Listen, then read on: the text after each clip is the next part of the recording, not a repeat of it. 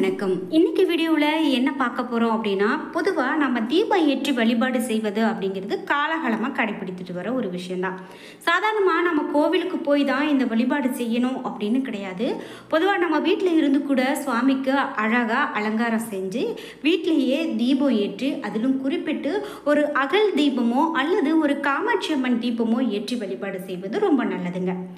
குறிப்பிட்டு பிரம்ம முகூர்த்தத்தில் தீபம் ஏற்றி வழிபாடு செய்யணும் அப்படின்னு சொல்லுவாங்க. அதே போல் மாலை வேளையில் நாம் தீபம் ஏற்றி வழிபாடு செய்யணும் அப்படின்லாம் சொல்லுவாங்க.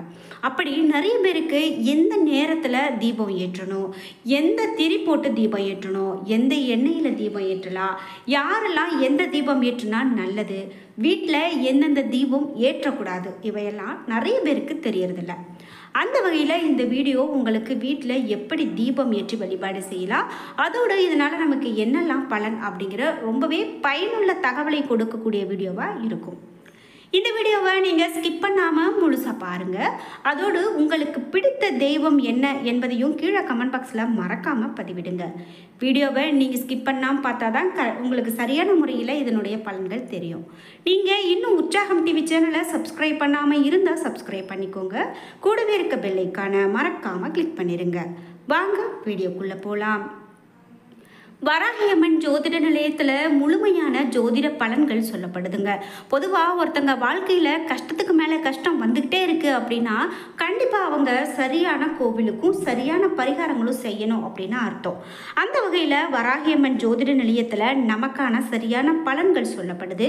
நீங்கள் என்ன பரிகாரம் செய்யலாம், ஏன் உங்கள் வாழ்க்கையில் இந்த கஷ்டம், ஒரு கல்யாணம் அப்படின்னு பார்க்கும்போது கல்யாணம் நடக்காமையே நீண்ட நாளாக திருமணம் நடக்காமல் ஒருத்தர் வீட்டில் இருக்காரு அப்படின்னா அதுவும் ஒரு கஷ்டம்தான். அதெல்லாம் ஏன் இருக்குது அப்படிங்கிற எல்லா விஷயமும் நாம் இந்த வராகியம்மன் ஜோதிட நிலையத்தின் மூலமாக தெரிந்து கொள்ளலாம். அதுபோல் தொலைபேசி எண்ணில் தொடர்பு கொண்டு அவர்கிட்ட பேசினாலே போதுமானது. இந்த வீடியோவுக்கு கீழே டிஸ்கிரிப்ஷனில் வராகியம்மன் ஜோதிட நிலையத்தின் தொலைபேசி எண் கொடுத்துருக்கேன். நீங்கள் முயற்சி செய்து பாருங்கள். கண்டிப்பாக உங்களுடைய வாழ்க்கையிலையும் நல்ல மாற்றங்கள் வரும். நம்ம வீட்டில் தீபம் ஏற்றுறதை பற்றி பார்த்துட்ருக்கோம். பொதுவாகவே நம்ம வீட்டு பூஜை அறை என்பது நம்ம வீட்டினுடைய ஒரு கோவில் அப்படின்னு நினைத்து வழிபாடு செய்கிறோம். தீப ஒளியின் மூலமாக நம்ம கடவுள்கிட்ட பேசுகிறோம் அப்படின்னு கூட சொல்லலாம். நமக்கு இருக்கக்கூடிய கஷ்டமாகட்டும் அல்லது சந்தோஷமாகட்டும் எதுவாக இருந்தாலும் அதை நம்ம கடவுள்கிட்ட சொல்லக்கூடிய ஒரு மொழியாக அதை நம்ம பார்க்குறோம். அப்படிப்பட்ட இந்த தீபம் ஏற்றுவது அப்படிங்கிறது ரொம்ப முக்கியமானது. இந்த தீபம் ஏற்றுவது பற்றி தொடர்ந்து பார்க்கலாம். நீங்கள் உங்கள் வீடுகளில் எது மாதிரியான தீபம் ஏற்றுவீங்க அப்படிங்கிற உங்களுடைய கருத்துக்களை கமெண்ட் பாக்ஸில் பதிவிடுங்க. நம்மளுடைய வீட்டில் தினமும் காலையில் தீபம் ஏற்றி வழிபட்டால் எல்லா விதமான செயல்களும் நன்மையை கொடுக்கும் அப்படின்னு சொல்லலாம். மாபெரும் புண்ணியம் உண்டாகும், முன்வினை பாவங்கள் எல்லாம் தீர்ந்து போகும் அப்படின்னு சொல்லலாம். மாலையில் 4:30 மணியில் இருந்து 6 மணிக்கு இடையில் இருக்கக்கூடிய பிரதோஷ வேலை சிவபெருமானுக்கும் அதே போல் நரசிம்மமூர்த்திக்கும் மிகவும் உகந்தது அப்படின்னு சொல்லலாம். இந்த நேரத்தில் நம்ம வீட்டில் தீபம் ஏற்றினா திருமண தடை, கல்வி தடை நீங்கும் என்பது ஐதீகம். மற்றும் நம்ம வீட்டில் மகாலட்சுமியினுடைய அருள் எப்போதும் நிறைந்திருக்குமா. இதே போல் ஒவ்வொரு தீபத்துக்கும் ஒவ்வொரு விதமான பலன்கள் நம்ம வீட்டில் ஏற்றுவதால் கிடைக்கிறது உண்டு. மண்ணால் செய்யப்பட்ட விளக்கில் தீபம் ஏற்றினா பீடை விலகும். வெள்ளி விளக்கில் தீபம் ஏற்றினா திருமகள் அருள் கிடைக்கும். பஞ்சலோக விளக்கில் தீபம் ஏற்றினா தேவதை வசியம் உண்டாகும். வெண்கல விளக்கில் தீபம் ஏற்றினா ஆரோக்கியம் உண்டாகும். அதே போல் இரும்பு விளக்கில் தீபம் ஏற்றினா சனி கிரக தோஷம் விலகும். பசுநெய்யில் தீபம் ஏற்றினா மோட்சம் கிடைக்கும், பாவங்கள் தீரும், மகாலட்சுமியினுடைய அருள் கிடைக்கும். வெள்ளிக்கிழமையில் சகல ஐஸ்வர்யங்களையும் தரக்கூடிய உப்பு தீபம் ஏற்றி வழிபாடு செய்வது ரொம்ப ரொம்ப சிறப்பானது அப்படின்னு சொல்கிறாங்க. நீங்களும் உங்கள் வீடுகளில் கண்டிப்பாக உப்பு தீபம் ஏற்றி வைத்து வழிபாடு செய்யுங்க. அதே போல் ஜலதீபம் அப்படின்னு கேள்விப்பட்டிருப்பீங்க. அதாவது ஜலதீபம் ஏற்றினா குடும்பத்தில் இருக்கக்கூடிய உஷ்ணம் போன்ற சிறு பிரச்சனைகள் தணிந்து குளிர்ச்சி உண்டாகும் என்பது தான் நம்பிக்கை. மிளகு தீபம் பைரவருக்கு ஏற்றி வழிபடக்கூடிய ஒரு அற்புதமான தீபம்னு சொல்லலாம். இதை வீட்டில் வைத்து தாராளமாக ஏற்றி வழிபாடு செய்யலாம். கடன் தொல்லைகள் நீங்கும். பைரவரை நினைத்து நம்ம வீட்டில் மிளகு தீபம் ஏற்றி வழிபட்டால் அது ரொம்ப ரொம்ப நல்லதுங்க. அதே போல் அதில் இருக்கக்கூடிய வளர்பிறை மற்றும் தேய்பிறை அஷ்டமி திதிகளில் நம்ம வீட்டில் மிளகு தீபம் ஏற்றி வைத்தோம் அப்படின்னா எல்லா பிரச்சனைகளும் தீரும் என்பது தான் நம்பிக்கை. இது மட்டும் இல்லாமல் ஒருமுக தீபம் ஏற்றினா நினைத்த செயல்கள் அனைத்தும் நடக்கும். இருமுக தீபம் ஏற்றினா குடும்ப ஒற்றுமை கிடைக்கும். 3 முக தீபம் ஏற்றினா புத்திர தோஷம் நீங்கும். 4 முக தீபம் ஏற்றினா பசு, பூமி, செல்வம், சர்வ பீடை நிவர்த்தி இவையெல்லாம் உண்டாகும். 5 முக தீபம் ஏற்றினோம் அப்படின்னா சகல நன்மைகளும் ஐஸ்வர்யங்களும் உண்டாகும். தீபம் ஏற்றுவதில் திரியில் நிறைய வகையான திரிகள் இருக்குது. அதில் குறிப்பிட்டு தாமரை தண்டு நூல் தீபம் அப்படின்னு கேள்விப்பட்டிருப்பீங்க. அதாவது குத்து விளக்குக்கு பயன்படுத்தக்கூடிய திரிகளாலும் பயன்கள் மாறுபடுது.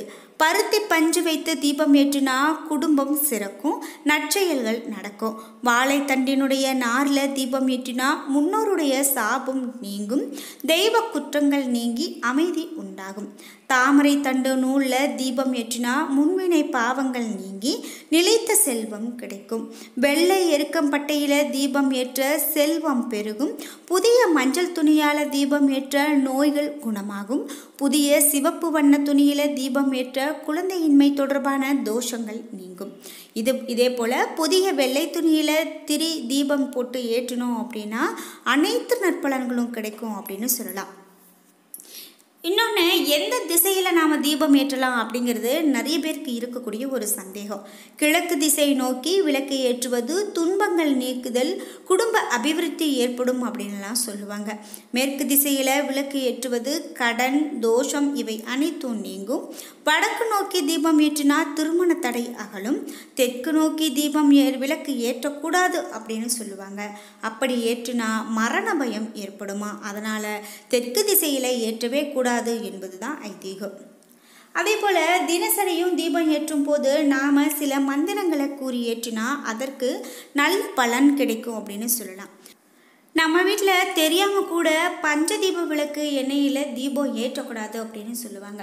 இது மட்டும் இல்லாமல் இலுப்பை எண்ணெய் விளக்கு, எள் தீபம், எலுமிச்சை தீபம், தேங்காய் தீபம் போன்றவற்றை நம்ம வீட்டில் ஏற்றக்கூடாதுன்னு சொல்லுவாங்க. நீங்கள் இது போல் செய்து கொண்டிருக்கீங்க அப்படின்னா இதற்கு மேலே தவிர்க்கிறது ரொம்ப நல்லது. இதை கோவில்களில் சென்று தான் நாம் ஏற்றணும். இதை முறையாக ஏற்றி வழிபட்டால் மட்டும்தான் அதனுடைய பலனை நம்மளால் பெற முடியும்.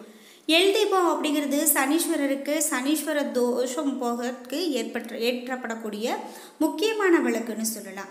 இதை நம்ம வீட்டில் வைத்து ஏற்றினா எதிர்மறை விளைவுகள் ஏற்படும் என்கிறது ஜோதிடம். எனவே எள் விளக்கை வீட்டில் வைத்து ஏற்றக்கூடாது. அதே போல் துர்க்கை அம்மனுக்கு ஏற்றப்படக்கூடிய எலுமிச்சை தீபத்தை எக்காரணம் கொண்டும் நம்ம வீட்டில் ஏற்றவே கூடாது. உக்கிர தெய்வங்களுக்கு ஏற்றப்படக்கூடிய பரிகார தீபங்கள் கண்டிப்பாக நம்ம வீட்டில் ஏற்றக்கூடாது அப்படின்னு சொல்லுவாங்க. அதே போல் கட்டாயமாக நம்ம இதை நினைவுலையும் வச்சுக்கணும். பொதுவாகவே தீபம் ஏற்றினா எண்ணெய் முழுவதும் தீர்ந்து தீபம் தானாக அணையும் வர விட்டு விடக்கூடாது. இது கெடுதலை கொடுக்கும். பூவால் குளிர்விக்கலாம் அல்லது குச்சியால் குளிர்விக்கிறது ரொம்பவே நல்லது அப்படின்னு சொல்லலாம். பொதுவாகவே தீபம் ஏற்றுவதில் நிறைய விஷயங்கள் இருக்குது. அதில் உப்பு தீபம் பற்றி பார்க்கும்போது இந்த உப்பிற்கு கெட்ட ஆற்றலை நம்ம வீட்டில் இருந்து வெளியேற்றக்கூடிய சக்தி அதிகமாக இருக்கும். என்னுடைய வீட்டினுடைய கதவுகளின் பின்புறத்தில் அதிகமாக எதிர்மறை ஆற்றல்கள் இருக்கும் அப்படின்னு நினைக்கிறவங்க அதனை நீக்குவதற்கு ஒரு சிறு குவளையில் கல்லுப்பு நிரப்பி கதவினுடைய பின்புறத்தில் வைத்து விட வேண்டும். இதனால் எதிர்மறை ஆற்றின் மூலமாக நம்ம வீட்டில் ஏற்படக்கூடிய பிரச்சனைகள் குறையும். உப்பினை மகாலட்சுமியினுடைய அம்சம் அப்படின்னு சொல்கிறதால அதன் மேலே சுடும் தீபத்தை ஏற்றுவது தவறு என்று சிலர் நினைக்கிறாங்க. அந்த சுடரில் தான் மகாலட்சுமியை வாழ்கிறார் என்பதை நாம் உணரணும்.